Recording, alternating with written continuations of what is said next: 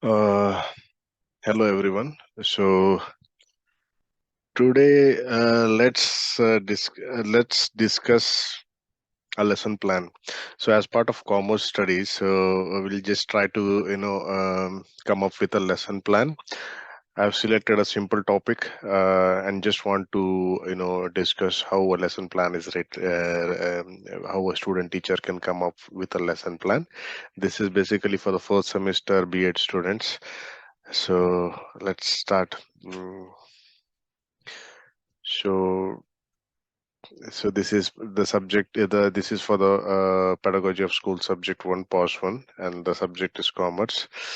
So, before we start, we just have to understand something, that is how a lesson plan is written. So, to write a lesson plan, we have to follow a framework or a structure or a roadmap. So, how a student teacher should write a lesson plan. So what are the basic ingredients or prerequisites that he has to that one student teacher has to understand or put into the lesson plan to make it easier and comprehensive for the student to understand. So basically we have something called as a 5E model of instructions, which exactly has 5 E's. So what are these E's? They're like the first one is engage, wherein the lesson plan should clearly mention how the student teacher has to engage, has to initially engage the student towards the topic by various activities, let's say like interaction, asking questions, or showing some flashcards, or there are other methods of doing that. So with the various methods of doing that, so how the student should engage, then how slowly the student teacher should explore the topic, not rush into it. First engage, then explore a little bit by further discussions, further by showing up some charts or digging into the subject. Then, then again taking a notch up and then explaining the subject, uh, what what has what the brief explanation of the subject with various teaching aids. And this should be captured in the lesson plan, how the teacher is going to engage, how the student teacher is going to explore, how the student teacher is going to explain, what are the questions that the student teacher will be using, or directing towards the students, what are the different teaching methods that the student teacher is going to use, right? So these all will be put into the lesson plan. Then how the next step is, the fourth E is elaboration of this topic that the student teacher is currently mentioned in the lesson plan. So how the student teacher elaborates the same. And finally, the evaluation of the topic that has been discussed. So how various tools that the student teacher can use to evaluate the learning process, that is covered under the lesson plan. So for today's session, we have a simple topic called taxes and GST as part of the commerce. There is, what I would suggest is, it is better not to take two subjects, as in this case. It would have been better if there would have been just as taxes as a separate topic and GST as a separate topic. So when someone is trying to, use this as a reference point, just remember that it is always better to use a single topic rather than using multiple topics, like as in this case. But we'll just for example, for this is what I have as of now, so we'll just go with this one. So this is the cover of the lesson plan, and the register number is mentioned, the pedagogy of school subject one is mentioned, and what topic is going to be covered is mentioned, as well as the student teacher sign. And one thing that the student teacher should know is that when coming up with lesson plan, this is written by hand, and you can see the drawing and the outlines and all the topics and underlining is all done by hand. It is advised not to go for prints, like you cannot go and print it. And also the columns and the structure and the format of the lesson plan should be done by hand. The titles and everything should be done by hand, and not, and student teacher should not go and get a print out of it. It is an exercise that all student teachers should do, as it's taught in the B.Ed classes. So this is the first page of it, and wherein the college code, pause, the subject, the topic, and the which semester date else are mentioned, what topic it is. Currently we are dealing with GST and taxes. And you can see on the left side there are various titles like students previous knowledge, So why this has to be written is to know a subject. It's important that what past knowledge the students have to make it easier. So there is a prerequisite here. The prerequisite says that the student should have basic knowledge of trade, commerce, economics, accountancy. If not, social awareness of taxes should be there to understand GST and taxes. What is the specific objective of this lesson plan is that after the end of this teaching this lesson, to make the student understand what GST is while learning different types of taxes, that is direct tax and indirect tax, and different slabs in GST. So this is a specific objective that will be covered. Now the teaching points, what are the basic the stoppages of the teaching points that will be covered are like tax, different types of taxes, GST, types of taxes, types of GST, sorry, and GST slab. This will be covered, and these are different teaching points. And the teaching learning materials, that's TLM, that or the teaching aids that will be used for also have to be put in here. So we are using ruler, boards, and chalk piece, dusters, chart for illustrations, GST bill as a prototype. It's just a simple example, so that will come to it later on.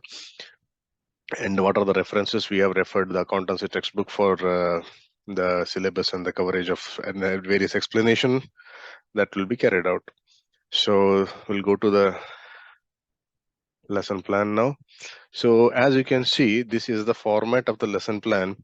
There are around 8 columns. 1, 2, 3, 4, 5, 6, 7, 8. Yeah, that's right. 8 columns. And the titles, as you can see, we are mentioning the 5 E's and which E is currently covered. So as you can see, this is the first page. The first E was engage. So it's currently this stage is you as a student teacher will be engaging the students. And the second column, as you can see, the second column, the title is learning points. So what are the learning points here? Currently, there is no learning point, so it's not been mentioned. Then there is facilitating method. So what is the facilitating method? So here there is a questioning method. The teacher is going to use the questioning method. And activities, you can see there are different student activities, there are teacher activities. So teacher activities is an you know it's like action and response, right? So what is the action? The teacher asks a question, such simple questions. These have to be very simple questions, because the more serious questions and more serious topics will be covered with in the latter part, that is the explanation exploration part. But here as of now it's just engaging, is like we can ask normal questions, such generic questions such as what is tax, or what does the GST stands for, and the student expected answers can also be written down. This necessarily doesn't mean that the student has to give these answers, but this is to engage the students into the lesson, to bring their attention. So second question is, what does GST stand for? This is good, since the answers also can be written down. The student teacher should make a point to make it a point that not to expect exact answers here, but somewhere around here to make it interesting and interactive to the students. And you can see teaching learning materials such as Blackboard is used here, and tools and techniques that are used are questioning and questioning technique is used here. Now the Blackboard work that we can do is we can just start, the student teacher can start by writing what is tax, and simultaneously and get answers from the students, generic answers to what they know or what they have learned earlier. And furthermore, there can be an additional question such as what does GST stands for. So as I told earlier, as I said earlier, that it's better to just cover one topic. So if it is just taxes that has been covered, so one question is enough, like what is tax? If only GST is covered, then what does GST stand for also can be covered. Now going back to the next page, now after engaging, the student teacher has to explore a bit, explore a topic a little bit further. So what basic explanation of the topic has to be given, like what are the taxes, and by again there has to be some more focused questions have to be asked now, like what is tax collected for, or why is tax collected for. A little explanation should be written, how the teacher is going to explain. The student also has to be mentioned here in the teacher activities. The student activities the student have to expected is that the student should learn, should carefully listen to the topic that's been explained, and also should show interest, and the teacher should make sure that the student listen and show interest. And that how they can do is by the kind of questions or interactions or the teaching aids that will capture their attention. The student teacher has to take care of that. Now going further, the explanation part, you can continue explanation. The meaning of tax there are the meaning of tax has to be mentioned, and as you can see, learning points, meaning of tax is the learning point that will be covered here. And the method, facilitation method, is again explanation method. Not the earlier we have used questioning method, now it's explanation method, wherein the teacher will explain. So for example, teacher activities, in the teacher activities, the student teacher can explain that in common terms, tax is a compulsory contribution to the state revenue levied by the government on its public. So this is a simple explanation of what tax is. So adding to that, when we say contribution, it is understood that it implies money or monetary contributions. The expected response from the student is that the student should listen carefully, and if necessary they can write it down. It's not a compulsion. The TLM used are blackboard and chalk piece here, because you can write out something, you can add, you can give some explanation on the board. And going further, the explanation is continued. And what are the different types of taxes? The teacher question, the teacher activity, and the student activities answers could be like direct tax or interest tax. If not, also the teacher can answer the same.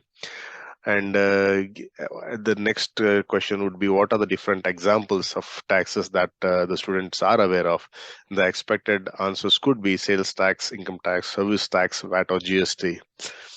These are again put in as a generic way, and it's not necessarily to get exact answers from the students. This is again a way of interacting with the students, engaging them, and making it a interactive session so that it is interesting and learning can be easier and joyful.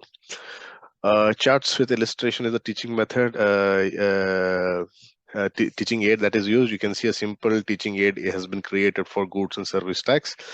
So try the two types of taxes are direct tax and indirect tax. Since there has been a change in the taxations, we'll come to that in the latter part. But as for the syllabus, we have to go through this. The current scenario in our country is different in terms of taxes, but that will be covered on later on.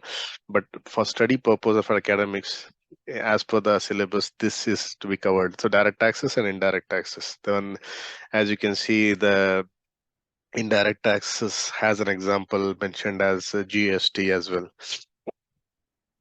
Now the next E that will be used is elaborating. So you are more, the student teacher should elaborate more on the subject.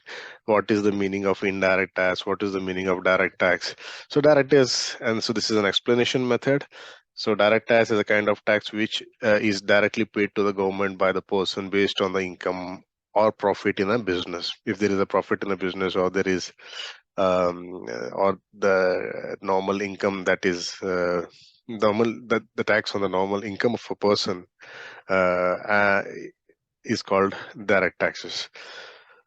So that has to be mentioned. Student activity should show interest. They should be carefully listening to the topic, and if necessary, they can take down the notes.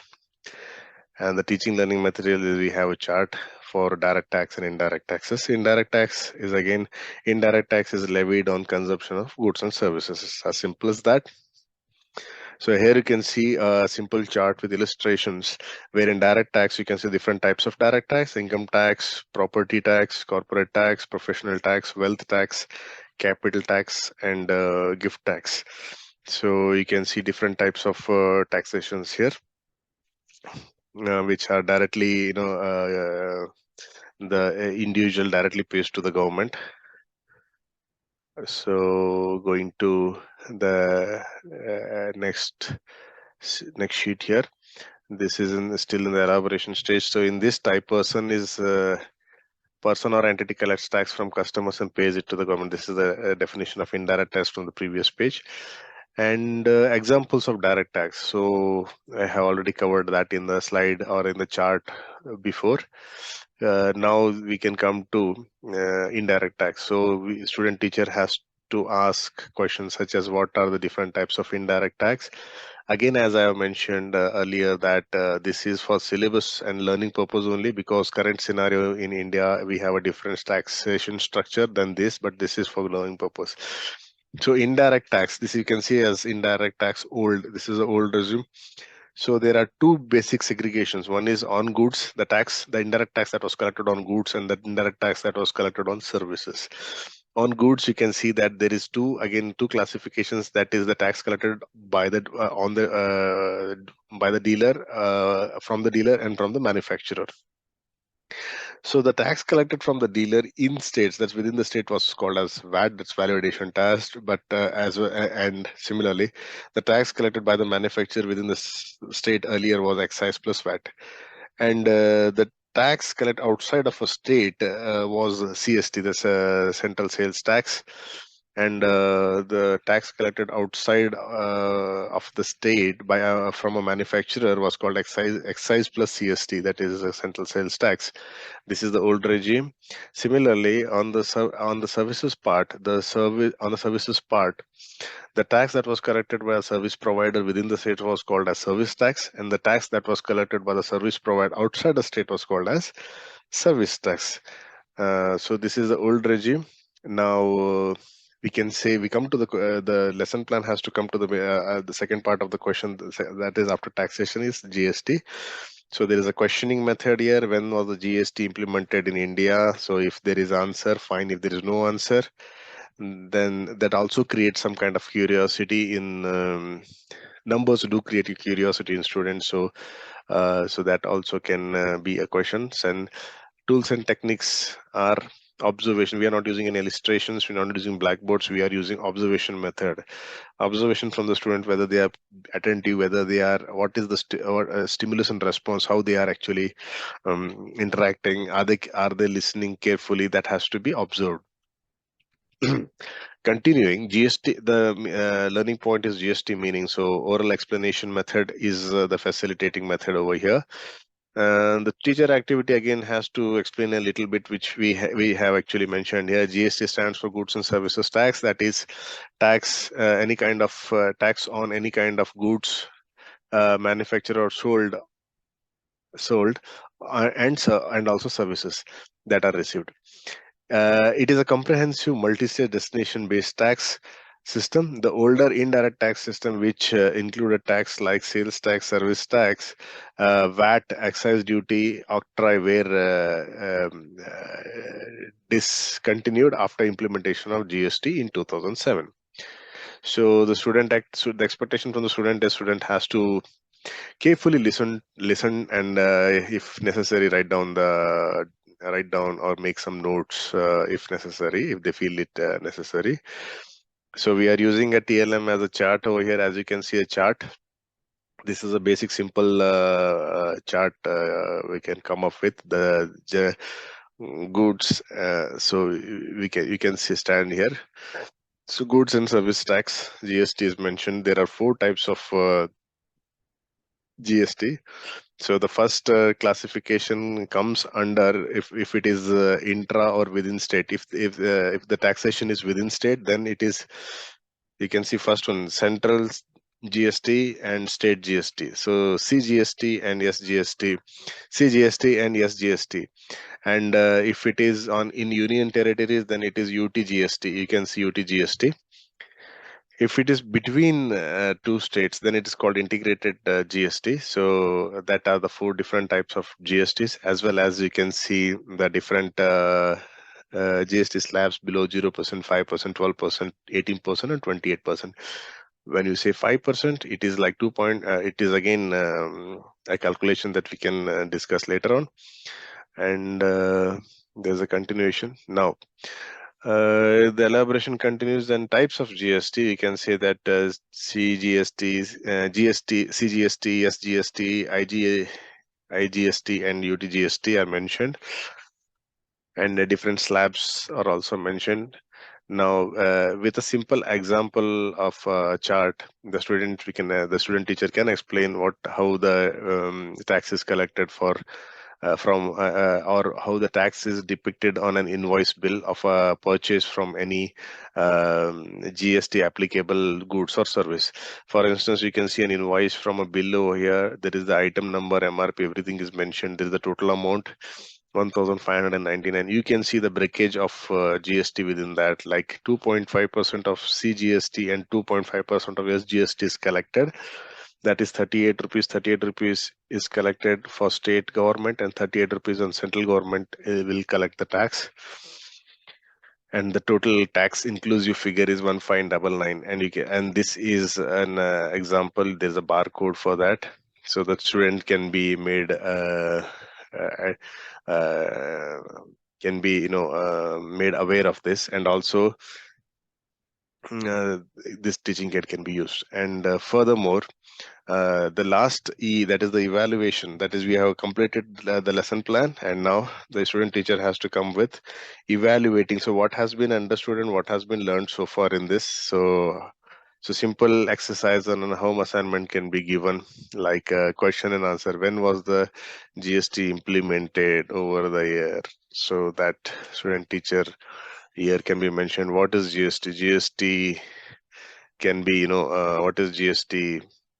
So the definition can be explained. These are all oral tests when the student teacher can have an interaction, often reverse KT, where they can listen to the students giving back the answers. And finally, what is the meaning of tax? What are the different tax slabs? What are the types of GST?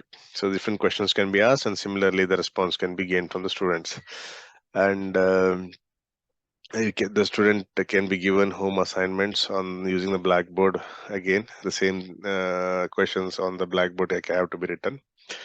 On the final page, you can see the signature. Final page, the signature of the method master has to be. There are 2 columns and 4 rows. In the first column, we have to write the signature of the method master, feedback, signature of observer, grade.